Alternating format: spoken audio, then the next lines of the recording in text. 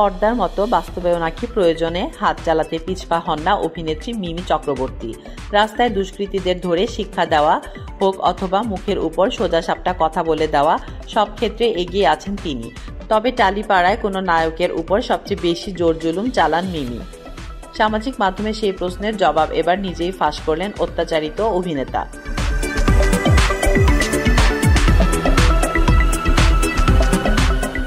প্রয়োজনে মুখ ও হাত একসঙ্গে চলে মিমি চক্রবর্তীর, কখনো সেটা মজা করে, আবার কখনো পরিস্থিতির কারণে। এবার টলিউডের এক পরিচিত অভিনেতার সব পরিশ্রম মাটি করে দিলেন অভিনেত্রী। দেশ থেকে ফিরেই মিমির জোর জুলুম শুরু টালিপাড়ার সেই অভিনেতার উপর। সেই অভিনেতার নাম অনিন্দ চট্টোপাধ্যায়। অনিন্দ এবং মিমি চক্রবর্তী একে অপরের খুব ভালো বন্ধু। বিদেশ থেকে ফিরে আসার পর মিমির সঙ্গে দেখা করেন অনিন্দ। তখনই ঘটে বিপদ। রীতিমতো ঘাট ধরে জোর করে অনিন্দকে একের পর এক মিষ্টি খাইয়ে দিলেন অভিনেত্রী।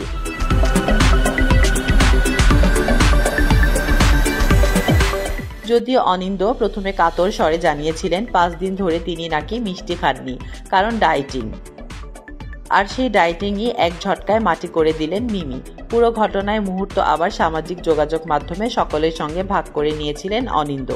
সেখানে দেখা যাচ্ছে প্রথম দিকে মিমি জোর করে মিষ্টি খাইয়ে দিলেও পরে নিজেই সেই মিষ্টি খাচ্ছেন অনিন্দ।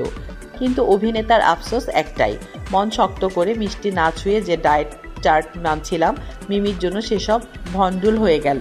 আর একবার যখন তা নষ্ট হয়েই গেল, তখন আর কি, আরও বেশি করে মিষ্টি মুখে পুরলেন অনিন্দ।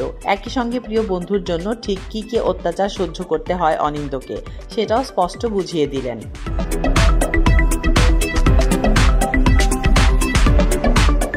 তাসলিম আক্তার শিমু, SBS বাংলা।